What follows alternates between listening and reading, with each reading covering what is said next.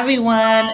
Welcome again to Push Talk Podcast with myself, us is to say, your push strategist. I am here to push you guys towards your purpose and business career beyond. This podcast is all about empowering you and letting you know that nothing is impossible and it is time to go after your purpose. I am here today with an amazing friend and guest, artist, Renaissance man, Sean G. Phillips. Yeah! Welcome, Sean. Thanks for having me. Oh, I'm so happy to have you, Sean. This is just such a delight. Sean is a celebrity overnight, and we're going to get more into that. I mean, he's already done amazing work here in Minneapolis, but most importantly, guys, we'll get into it. I don't want to jump ahead of myself. I feel like first, before we just get into the episode, I want to tell you guys you can also find not only here on YouTube, which make sure you hit subscribe now, more Push Talk podcast episodes, but we are also on Apple Podcasts. So make sure you check us out at Push Talk Podcast. Make sure you subscribe, follow. You don't want to miss out. We've had great guests, great experiences, and some episodes are not recorded, so you can catch so much more on Apple Podcasts. So we'll get started with my friend Sean. I'll start out reading his bio, and then we're going to jump right in and talk about the art of a Renaissance man and what makes this man a Renaissance man for our days. So Sean G. Phillips is a native Detroiter. Ooh, Detroit. Okay, we know Detroit. All the big wigs is in from Detroit, right? Currently residing in Minneapolis, Minnesota. He is a writer, an abstract painter, in which both disciplines cross influence each other. The influence ranges from words of his influences are from Nikki Giovanni, Amari Baraka, and many other greats. A self-taught artist, he feels that all artists should have the foundational understanding of art, but art is conceived in the soul of the artist, which preludes an academic knowledge. Sean has shown his work at the Basilica of St. Mary's here in Minneapolis, 3M, Hennepin Gallery in Minneapolis, Garmont Gallery in Minneapolis, Homewood Studios in Minneapolis, and so many more, including Sean Garrison Studios. During his time of having a studio in 2012, he planned and curated an art show called Fade to Black, which featured 16 local artists of color and was attended by over 1,000 art enthusiasts, and patrons on its opening. Since he focused on commissioned artwork, establishing his publishing company, Chocolate Rivers Press, and planning the solo exhibit in Honest America in 4 Facts to be held in 2021. Also in 2021, he was awarded an artist in residency with the Minnesota African American Heritage Museum and Gallery. Welcoming you again, Sean. What a great list of accomplishments and things you have done in the art world. And this episode is all about highlighting you as a Renaissance man. Push Talk Podcast really focuses on showing people how to walk out their career and their business. And Sean, you've really infused both. You've taken your gift of art, you've turned it into a business, you've turned it into a social justice movement. And I am just so delighted for you to share with listeners today how you can just infuse all of those things and be a Renaissance man. You're good at everything. And I have to throw this in there, Sean. I mean, Sean even could bake. I bought his cakes, y'all, and he is just, he could do everything creative, including cooking. So, okay. Sean, you're awesome. You are dope. And I couldn't be delighted, like I said, to have you on here to share your journey. So we're going to jump into this episode so we can learn more about what the art of being a Renaissance man is. So we're going to start off, Sean, if you don't mind sharing your journey. What created Sean G., the Renaissance man, the artist, the youth advocate, which we'll learn more about, the community leader, and like I said, the baker. Tell us your story. Thanks for having me again. You're welcome. So the story, geez, I don't even know where to start. Let's start with the art story. So years ago, as everyone has a story from their youth, I knew when I was a kid that I was somewhat artistic. I could draw, things of that nature, but I was young and really didn't pay much attention to it. So as I got older, ended up in a dance group. See, now you say you dance too. I was in a dance group called the Minneapolis Dream Team, and it was a wild 3 or 4 years we had done, did that, and I was in high school, as a matter of fact, and it was wild in the fact that we got a lot of tracks and a lot of attention because of that. I mean, we danced at majority of the concerts that were either R&B or hip hop. That was at First Avenue. We danced at the Metrodome for the 75th anniversary of the International Girl Scouts. Wow. And so that whole experience was just it was fun. It was wild. It was artistic, right? Yeah. And I was in my best shape at that time because and you practice every day for 2 or 3 hours, and how can you not be in shape? So my metabolism was on point. So. And around that time, I started writing. I was dating this girl, and she broke my heart. And as a product of a single mother household, I was always of the opinion that I've always felt that I'm not going to put my worries in my mother's lap because she had 3 of us to raise, and so to deal with that type of angst and pain ahead of time, I just started writing. And, that really kind of launched this whole artistic thing. And I guess that'd be some 35 years ago now. And so, writing and doing the whole dancing thing. And then, and I was always, again, let me backtrack. When I graduated, I had dreams of going to art school. I'm sorry, fashion design school. Oh, you may not have known that. Yeah, that's my alley. You know that.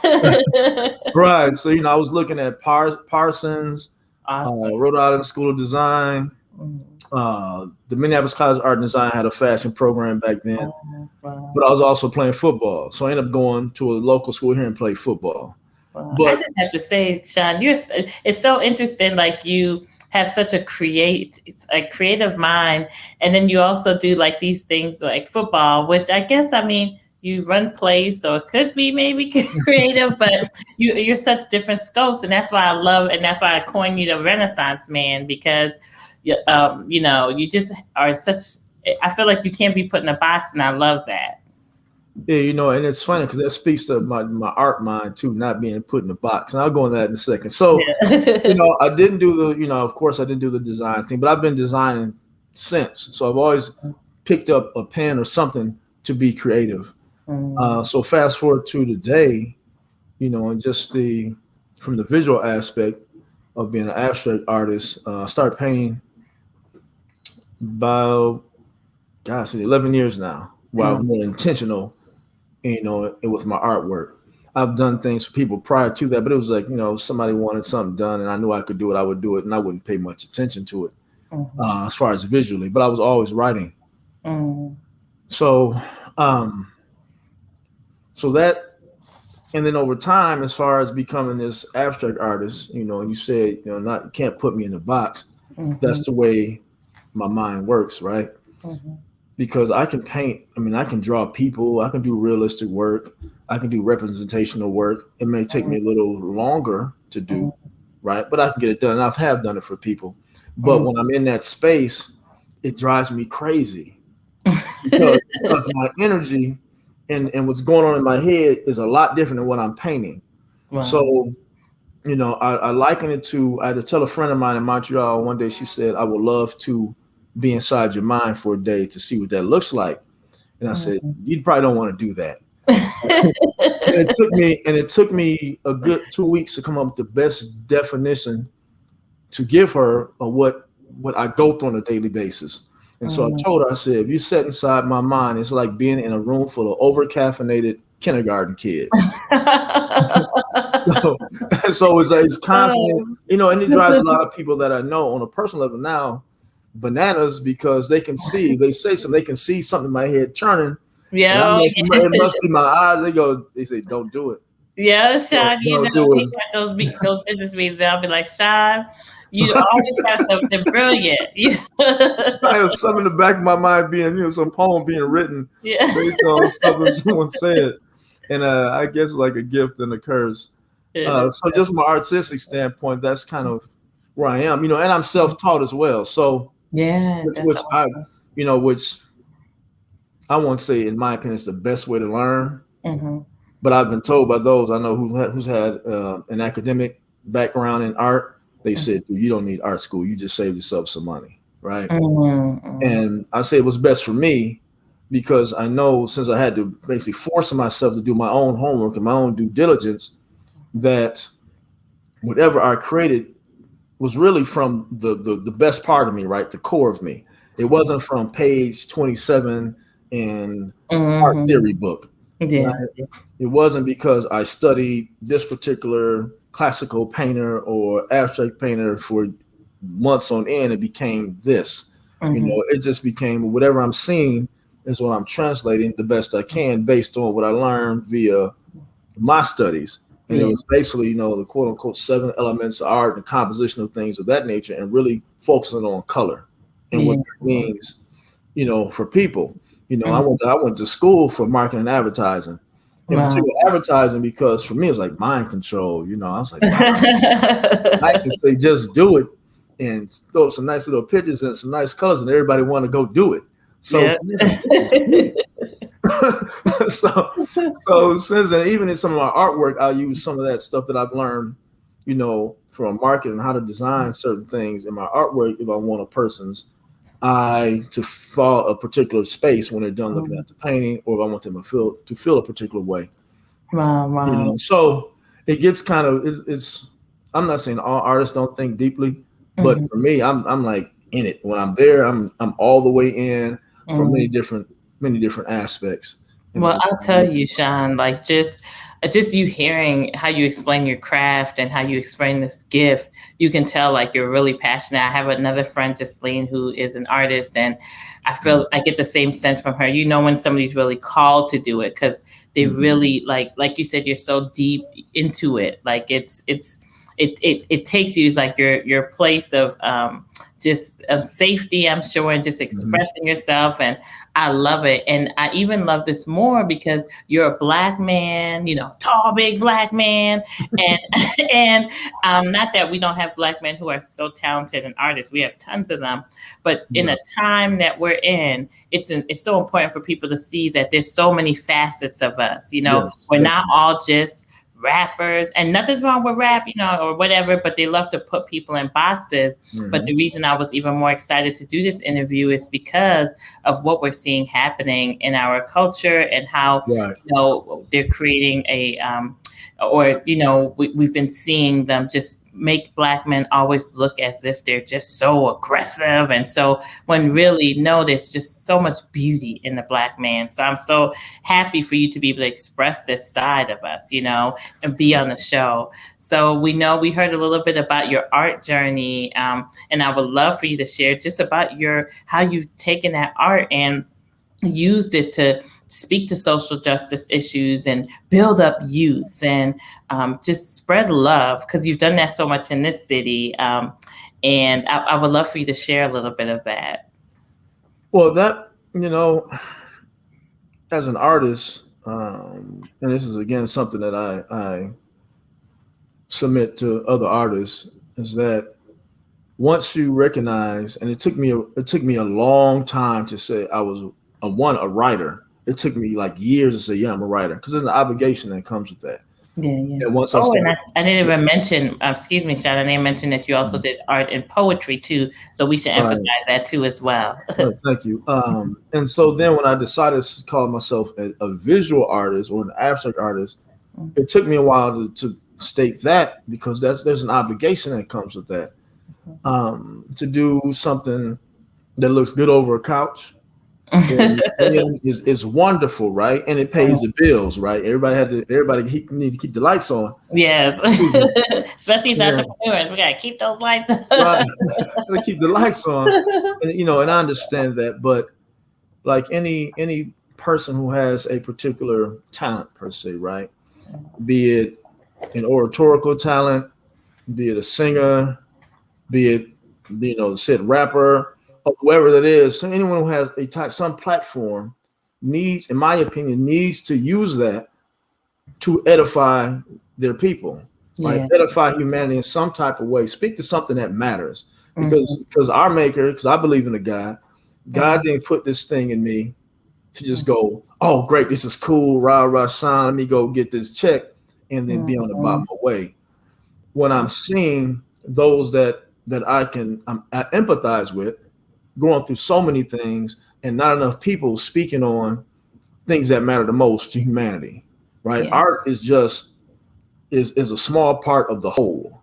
You know, art tells a story, art can move the needle, art can do whatever we decided for it to do, if we so choose. And so artists have that responsibility. As you know, as being a black man, a brother in this country, with all of the stuff that we have going, in particular these babies and our youth and our kids, is that with them wandering around basically in circles, and not enough people saying, hey, you know, you have so much inside of you, so much inside of you, that this block that you this block that you know that's the only thing you know.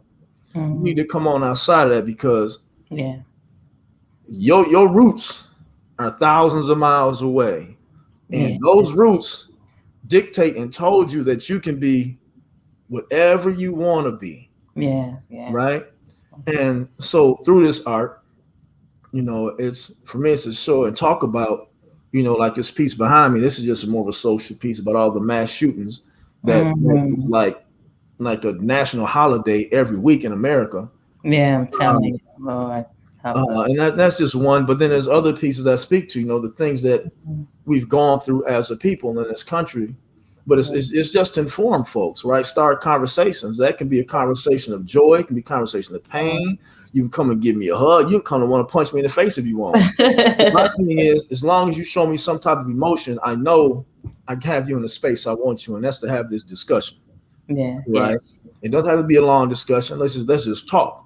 And I don't have to even be in the presence of whatever I create, because people can talk about it anyway. And that's the beauty in art, especially visual art. You know, I don't have to be here with this painting to go, this is what this is about, because people can feel and go, hold up, this is deep. What is this about? What did he think? This is, you know, what was his intent, and what do we gather from that? I don't have to be there to have that conversation with people. And then my more abstract work, I tell people all the time, is like, listen, I can have 300 people look at a painting, and there can be 300 different interpretations, all different than my own when I created it. And all of those interpretations will be accurate because they're based on those individuals' life's experience. And that's never wrong, right? Our reality is our reality. No one can say, well, Sean, you didn't know. Yeah, I did. But that's your thing, and this is my thing, and this is real, and what you're going through is real as well. Just because mine is real doesn't negate your existence, and vice versa. And so utilizing this as far as to help these young folks and to get them to see, especially these young brothers that I work with now, you know, I tell them, you know, I came from, you know, from these areas that they've been in. I've experienced a lot of some of the things that they've gone through. I've seen some things that I'm sure they've seen, and the average person shouldn't have to see. You know, as a black man in this country, I've had this weight, like they've had this weight, and not to negate, you know, the sisters out here, but, you know, as I tell a lot of people, it's like, you know, even right now, tomorrow, I might not make it to this point tomorrow, right? That's the reality of it. Now, that reality doesn't dictate my steps or my journey, because only thing I know now is forward, right? And once I got a ground and understanding who I was, is that my focus is moving forward. I know there's some things out here, you know, and that's okay. It's like being on football. If we're trying to score a touchdown, we're trying to tackle you. Your thing is, how do I avoid this thing? I'm still enjoying the sport, but how do I avoid these obstacles to get to the ultimate goal? And football is the end zone. It's life is whatever dream that we're chasing. Right? So I know I have that existence, and I understand what that's about. I understand the weight that it carries, but I also understand that with the knowing of that is that each moment that I have to submit the way I feel on particular things to other people, or to be on, you know, shows such as yours, I need to be there, because we might not be able to have this conversation tomorrow. I'm telling you. Wow. Right? So I was just going to say, Sean, just speaking of you being on this show, I'm so grateful because you just recently were on several shows on Tuesday, was it right? So Tuesday. I was so delighted, and I said, oh, it just worked out perfect because Sean could talk about that experience and how it speaks to all what you're saying now, just about the fact of encouraging, inspiring, using our voice to really help to speak to issues in our communities. Now, when you're starting a business or taking your gifts and letting them make room for you, like you're doing, and it's turned into a business, you really have to make sure like this is just not about me, because there's just too many things that are out there that need support, that we need to get out there in the public eye to have people understand the importance of it. And we just don't have time to be selfish. So, yeah, we all want to make money and be successful, but we need to make sure that all of our entrepreneurial ventures, the things that we do, are also about uplifting others, because we have some room to grow. We deserve so much as people of color in this country that we're not getting, and it's up to us to be that change. So you had the amazing opportunity, Sean, to be on several news networks. We just celebrated a win for Black people, for all people who support equality, who are tired of racism and hate. We celebrated the win on Tuesday here in Minnesota, and you happened to be down there doing art during all of this. And we're on MSNBC and other news networks, and got to share your story. Tell us about that experience and the art that you designed, and just how that just the hearing the guilty, what that did for you. I know you weren't expecting that, So can you talk a little bit about that experience? Yes, but before something just dawned on me that I should have mentioned earlier, and I'm gonna go on to what you're saying. I felt this warm flush just run through me. So I have to say this because I do believe in the energy, right? Yes, that's the Holy Spirit right there. and I need to put this out here so that this woman who did this for me, wherever she is, can feel something in this moment. Yeah. So years ago, this is shortly after my mother moved back, and my mother just reminded me about this a couple of days ago. I was walking. I was going through it, right? And I think I was headed to work to hop the bus. So it was about 85 degrees, and I'm walking down Plymouth Avenue, North Minneapolis, and there's like a curve when you're going down North Minneapolis, down Plymouth Avenue. I know exactly. And so I must have been wearing the weight of everything I had on my spirit, on my shoulders, right? And so I'm walking, and I'm in my space. And then this car just stops right in the middle of this curve, right in the middle of traffic. And this Black woman, rolls his window down, and she goes, "Brother, pick your head up." And I looked at her. I said, "You know what? I appreciate that. Thank you." And so wherever that woman is, whoever she is, she don't, that was monumental. Wow. Right?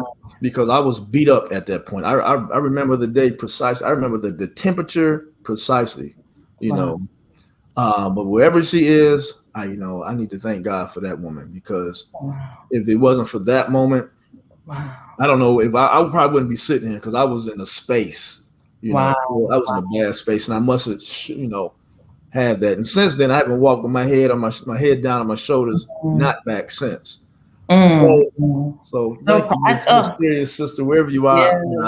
That touched me, Sean. That touched me. I appreciate the energy, because it was, like a lot of us, I've had my days, and that was one where that sister, that Black woman, said, "Hey, I'm gonna pick this up off you for now through my voice," and that was incredible. Wow. And that's what it's part of what directs me to do what I do as much as I can, the best I can, is to help pick the weight up off of people, because this thing isn't easy. It is. But in order for us to all get to the next day, we need to be able to have to carry less weight than we're carrying. And it's not that hard to do that for people. We just have to want to do it. And pay attention, right? Pay attention, Because exactly. sometimes it just takes that one word or that smile, you know. She Right. may have just thought, oh, okay, I'm just doing what I feel my brother needs, but look at how it could have saved you from so much. And I think Right. that's what we forget. We look so much at all these things, race and economic status and so forth, and we're human. If we can just have empathy towards one another and just take a moment to stop thinking about ourselves and other, you can Right. help save people's life, break off, depression and all these things that try to plague us daily, So that was powerful, really powerful. Exactly. And I'm so happy you mentioned that. Yeah. So Tuesday. Yes. Okay. Celebrity Sean. So Tuesday, well, about down there, I had last year. I made a point to tell myself that whatever. Well, after I found out when the court date was, Yeah. Right. that whatever was going to happen, I was going to be creating. Yeah. Right. Something out of the moment, because I feed off of people's energy, right?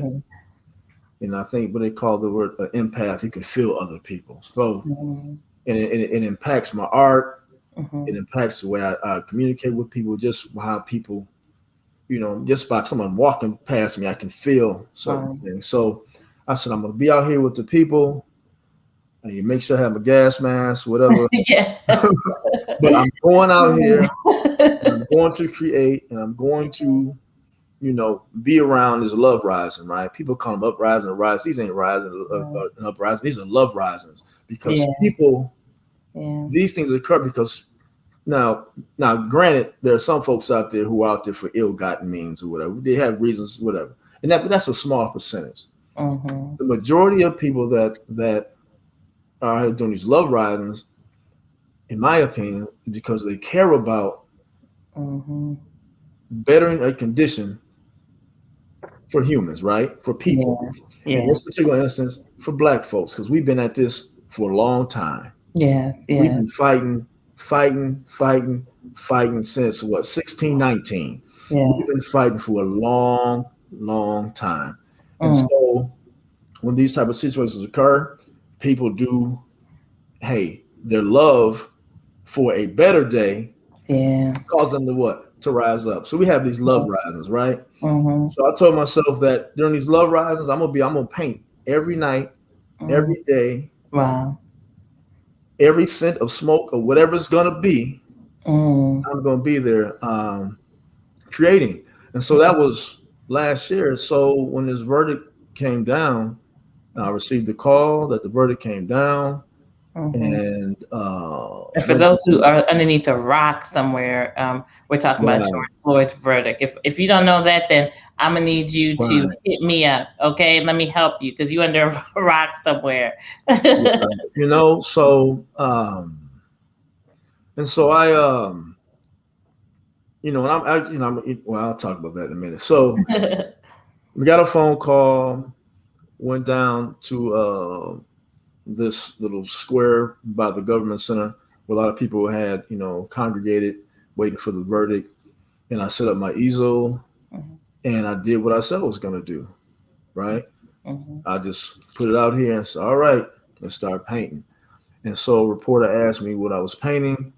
And I said, well, actually it was a guy from MSNBC. He said, what are you doing? What are you painting? I said, well, I'm not certain. It's either going to be heaven or hell. Yeah, right. Depending on what this verdict is going to be. I said, so I just started, painting the worst outcome I could think of, that energy, because we've been down this road hundreds of times, and we've been let down 99.99% of the time. And so I said, all right, well, this is going to start off not hopeful, right? This is because I'm painting what I envisioned was going to happen once this guy got off. Because I was, in my spirit, I was certain that was going to happen, right? I've trained myself not to go, hey, we have all these things in a row. This has got to be a conviction. Only to have the rug snatched from up under us, and we fall, then we fall on our face, and we're irritated and angry for the next Lord knows how long, because we feel defeated. because we think here we are again, and once again, no one saw our humanity. Right? No one saw us as people. Folks are still looking at us as 3/5 human, right? And so that's what I start, painting. So, and then when they finally announced it, when the judge sat down and he announced it, the reporter we was sitting by, he pulled his phone up towards me and I'm listening, and when they announced it, it was like, wow, this is incredible. It was like a burden just lifted. You feel it so sick. People were just like, oh goodness, not again. It was celebration. It was a surreal moment. Yeah. Of course, the whole energy of the paint shifted. The gentleman asked me, he says, I showed him the palette. I said, there's no blue here because the blue is a sign of hope and peace and life. And I didn't feel any of that in that moment. But after that verdict, I was like, hey, let me pull the blue out. Hey, right. And so, but when they announced it, I mean, that crescendo of people cheering, and it was the most beautiful thing in the world, because it was like a bunch of humans just got lifted up and go, hey, someone actually saw us it was so cool. And then people are honking horns. I thought, some local professional sports team won a championship. It was like that, but it was a championship for us. Exactly. Right? It was a victory for us, even in the face of all the defeats that we've had. Yeah. We've had the one, right? Yeah. And so prayerfully and hopefully, when these incidences occur, this can be precedent setting, right? That's what I'm so excited about. And so we take this moment and we rejoice in this moment, but we still have to remember we still have a system to deal with. Yes. We still have other incidences that will occur. We can't stop the fight. If Usain Bolt stopped after winning his first gold medal, after his race, he wouldn't have won the following however many else he won after that. He kept running until he felt his job was done. And he left as the greatest sprinter, at least in his era. And that's the race that we're on. Yeah. Right. We have to keep running this race. We can't stop after the first gold medal, I should say, especially after we had so many things in our past that show us otherwise. And it's particular when we wake up the next day. We woke up Wednesday with the same issues, the same system that we had prior to the verdict. Now, the verdict was wonderful because what that does, in my opinion, it gives people enough energy to keep on going and keep on fighting. Yeah. Right. So for at that moment, folks weren't beat down. We in the middle of the ring, like, Sugar Ray Leonard or Rocky, like, hey, we got it. And watching. And listen, and it's so beautiful watching all these young people, celebrate, because I'm, what am I, 52 now? I have I'm always gonna claim extra 70 more years. You do. But these young folks, they have all the energy, and we need to make sure that they have enough victories in their lifetime now, so that they can carry the torch and keep fighting. Yeah. So being there, as an artist, as the only artist down there, which is pretty cool. I know. I was impressed with that idea for you to get out there and do that. I thought that was amazing. Yeah, and that's and my thing is, I had to be out there with the people. That was the thing. I had to be out there with the people. I had to be able to feel that if I was going to cry with the people, we were going to cry together. Yeah. If I was going to rejoice with the people, we're going to cheer together. If we're going to be angry, we're going to be angry together. Yeah. So. It wasn't, for me, it wasn't an option. Yeah. It could have been raining. I'd have been out there, paint running all over the place. It'd have been an interesting piece, but, but I would have been out there nonetheless. And it just so happens that, this whole situation was a, international news story. Yeah. And I was, I guess, in the right place at the right time. And it's got some traction behind it.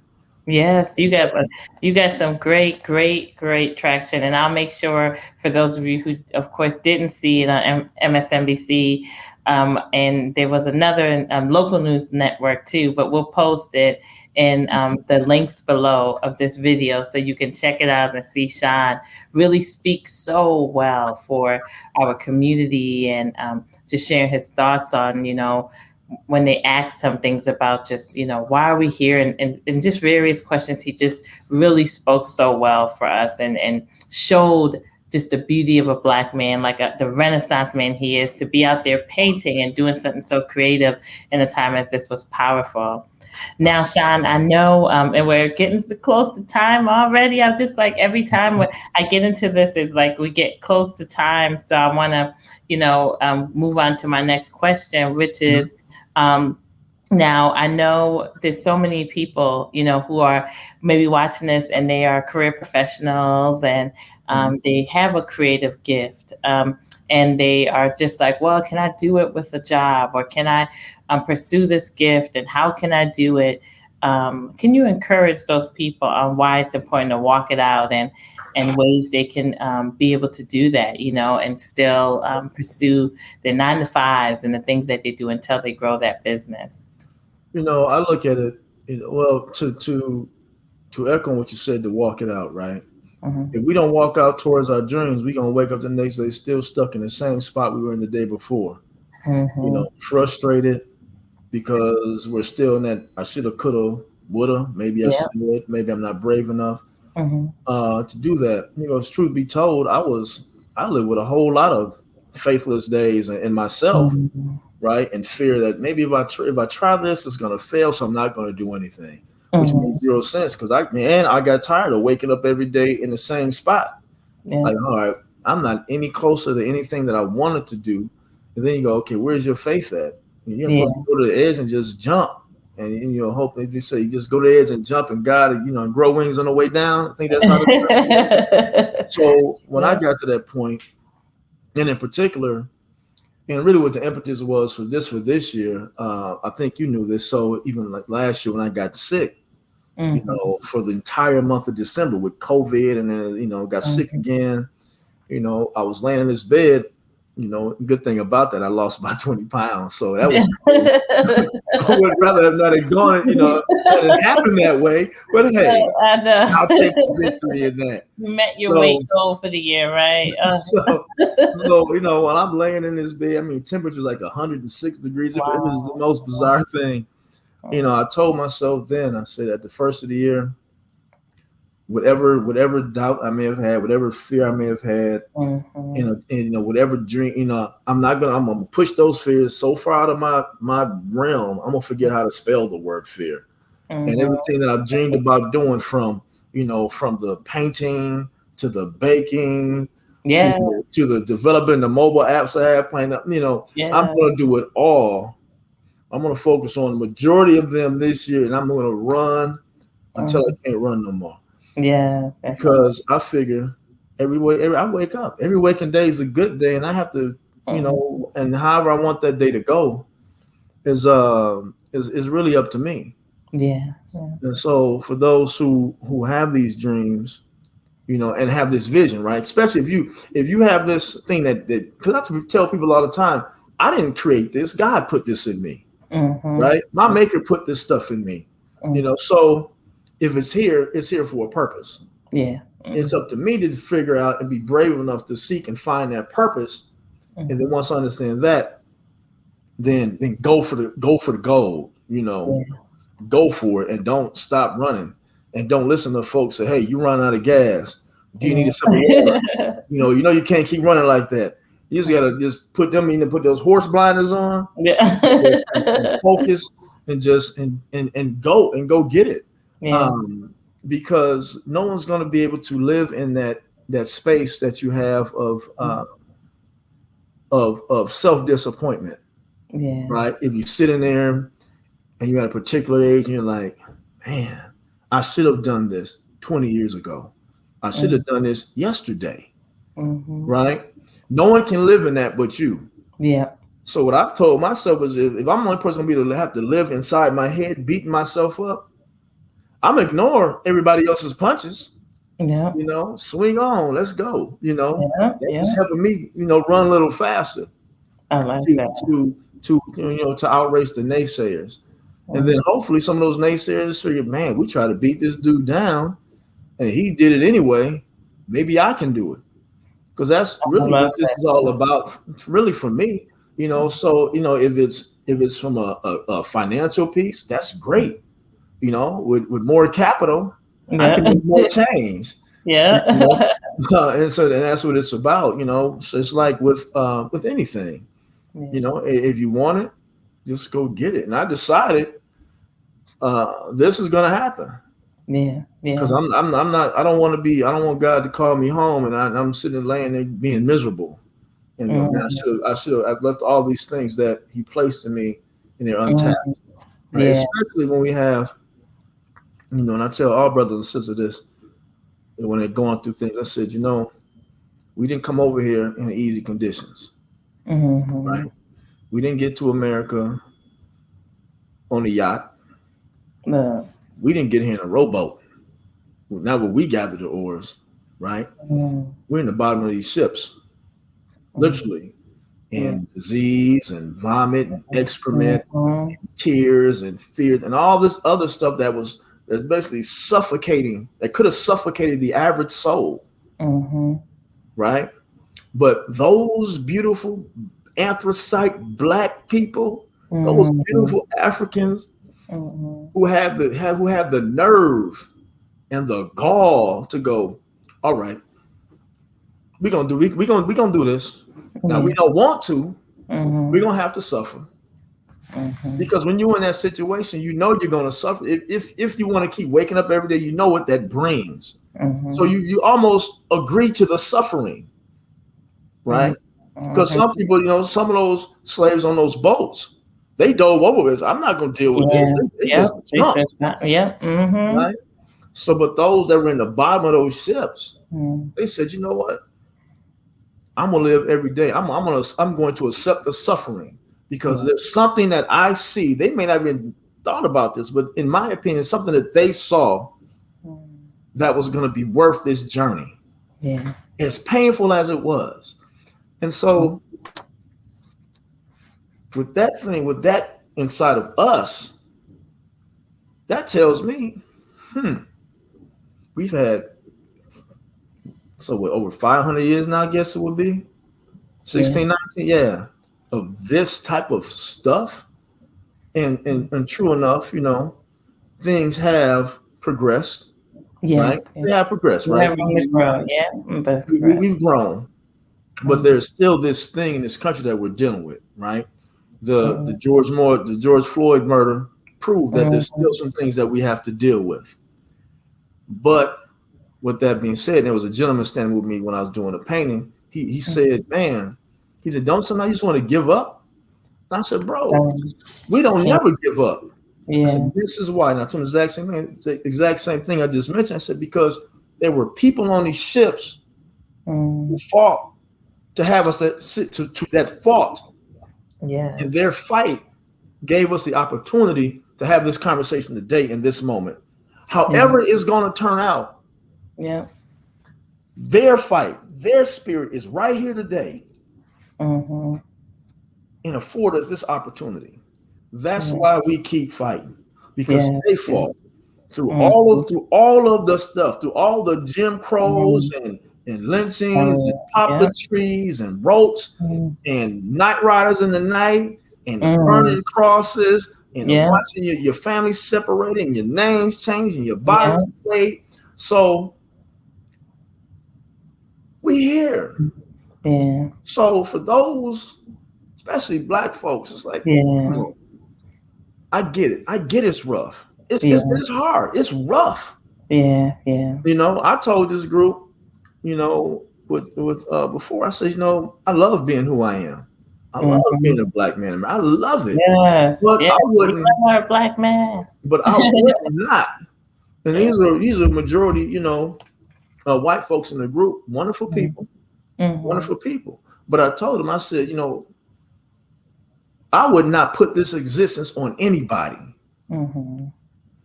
because it's hard. It's rough. But people wouldn't really fully understand that because we make it look so good.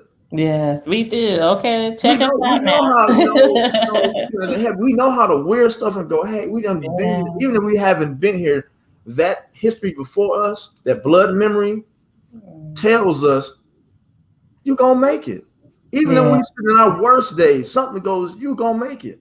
Yeah, like that lady told you, pick your head up. Pick your head up. So pick your head up. So when I'm at that point, when I'm, because some days I'm still like, sometimes I feel like I'm bottoming out for whatever reason. Yeah. And I go, hold on, man. I hear that lady's voice. Yeah. And I think of the journey that came before me that impacts the journey before me. Yes. Yeah. Right. So,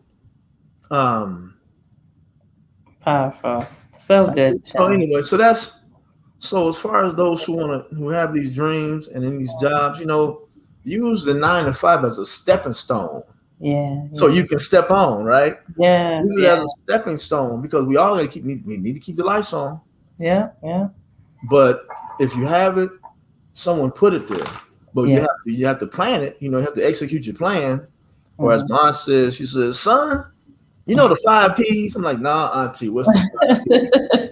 Poor plan prevents proper performance, or something like that. Like, that makes sense. So you have a dream. We have to plan it out, right? Yeah, that's right. Right. Say, hey, I got this dream. Okay, how you gonna get there?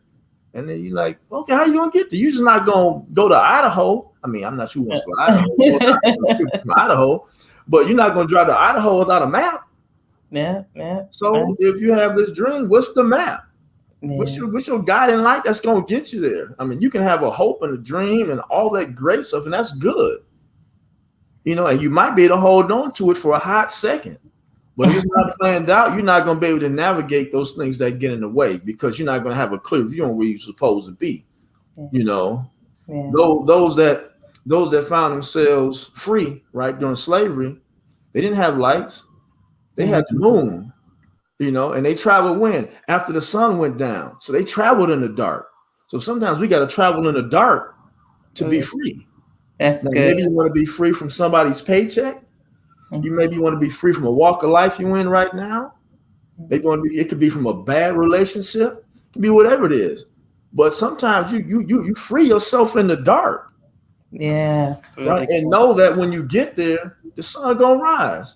Yeah. Which is why I tell everybody, go, man, how you doing today? I said, I'm great. I woke up. And whatever life brings me in that day, good, bad, and everything in between, is a blessing, because I woke up. And every second and every minute, I'm going to cherish it, because it could be my last. Right? So everybody out here dreaming, don't wait. Stop playing. Stop playing. People, I know, a lot of these young cats and folks in general say, I'm brave. I'm not a punk. I used to ask these young dudes, well, you're not a punk. Why are you scared to leave the homeboys? Why are you scared to succeed? Why are you scared to live this life that is miserable?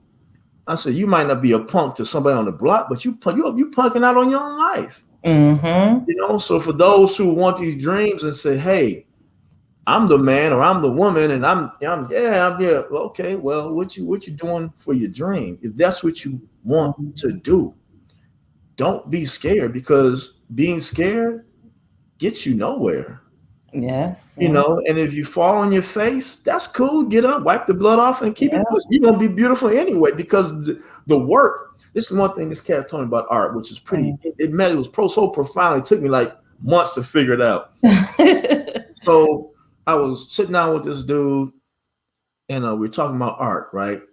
And I don't know how it came up, but he said, "Man, sometimes the art is the process, not the end result, not the painting." But how you got here is the art. Wow. I was like, oh, that's deep. Right. I was heavy. So sometimes the process of getting in that dream, it's the process. Even if the end result, you fall on your face, it's the process that taught you, okay, let me walk just this far. Right before I fall again, I'm going to detour and I walk a little further. And then I might fall again. That's okay. I'm going to walk a little further. Because there have been many of things that I've designed or teach, or whatever the case may be, like, oh, that's whack, and I just leave it alone because my spirit doesn't resonate with it. Nah, whatever, that's not too hot. And so, but I just, and maybe it's the artist is my brain, right? So it's like, okay, one falls flat. That's what I know. I got 10 others about to come out. Yep, But the key is to be fearless. Yeah. A woman, a friend of mine said, "Sean, I like about you, you're fearless." Yeah. I'm like, I never thought about that. I said, because I wasn't always this way. I've just gotten to the point now. It's like, if I'm not going to do it, if I'm not going to take control and to change my life, who's going to do it now? And I have to be brave in doing that, because if not, I'll still be stuck in yesterday. Yes. So good. You just, I mean, honestly, we need to have you back on Push Talks again, because you just dropping so many great gems and just profound things to really help people understand. And you are a word artist. You are a visual artist, and we could tell, because just the way you speak, you can tell, oh, he's a spoken word. So next time you back on, you're gonna have to do some spoken word for us now. Don't try to run. I'm gonna do a live performance. I think I'm gonna bring you on, and the other artists I know. You guys can, demonstrate, show us some art, do some spoken word. Because I heard, Sean, you do some good spoken word now. I'm all right. I'll be doing this thing tonight online. You being modest. I heard you performed. What was that big event you did for spoken word? Oh goodness, now it's slipping my mind. When we last talked, you mentioned it to me. Oh, it was a performance you did, a festival. You did a music. And now it's old, I forget. I didn't think about it. And then not only the spoken word, you about to do this amazing residency. This is just going to be awesome. So next time we have you back, Sean, we want you to, give us a little tidbit on this residency, what you're going to be doing. Spoken word. I want you back definitely soon, because this was just phenomenal. And I want now for people to know, where can they find you? Because now we highlighted your artwork, your spoken word. You work with youth. You do youth empowerment. You've been working with youth for a long time. You bake. You have products, clothing lines. See, that's why we connected, Sean, the fashion piece. I knew there was a reason we connected, But tell us where can we find you? Where people who want to find out how they can buy your art, because your stuff is beautiful. Like what's your website? Let me put it up so people can, look it up. I was just writing it down. I was going to just. Yeah. Go ahead. No, don't worry. I got it already. I'm ready to type it in right here. Put it on the screen. So my website is seangarrisonartist.com. Okay, perfect. Just like my name is artist.com, and my Instagram is also Sean Garrison Artist. Perfect. So I'll put both of those up here. So for the listeners today who want to say, I gotta connect with this brother, I want him to do some art. Let me tell you, Sean does amazing work. He does murals. He does artwork. He does. Let me take this period off so that it doesn't confuse them. He does everything. Look, I'm gonna be hiring you, Sean, soon to paint my daughter's room. I'm gonna. Right on. Now I know. Now that's just gonna be a friend project. We know you. You don't usually do that work. You're gonna have to make an exception for me. Now I'm teasing, but honestly, you do some beautiful work. And if for those of you who love art, love visual art, and just want to get to know more about Sean, check out his work and see this painting he did on Tuesday that has been getting the buzz all around, just for the work he did. Check it out. Sean, I'm sure you have it posted on your website, Sean. Yes, seangarrisonartist.com. On IG, you can find him, Sean Garrison Artist. It's just been a delight. I have a Twitter handle too. I'm sorry, I forgot. Twitter again. Go ahead, tell me what is my Twitter? Let me check. It's I know it's so much to keep up with, right? It's so much. What's your Twitter? I'll put it up here too. Let's see here. You know what? I'm getting young, so I should remember. Don't worry. You know what? When you give it to me, I'll put it in the show notes. So for those that are listening, okay. You can check everything on the show notes for those who are watching as well. You see it on the screen, but it also will be in the show notes where I'll put all his work. But we just thank you, Sean, for. Oh, here we go. It's you at got Sean it. Okay. Garrison. I'm sorry. At Sean Garrison. At So Sean the same as Garrison. IG. Okay, perfect. So Yeah, we'll add that go. on here too. And we just thank you, Sean, for being a Renaissance man, for teaching our young men, how setting an example for them, letting them know who they are and what they're called to and going after it. And just being so amazing and unique and not being in the box, from football to bacon to art to fashion to dance. I mean, I say you're the Renaissance man. Okay, you represent the Renaissance man, and I'm so delighted to be able to showcase your work and your business and what you're doing. And again, we'll have Sean back, guys. So make sure you follow us, subscribe, so when he's back, you don't miss out. This time he'll do some spoken words for us.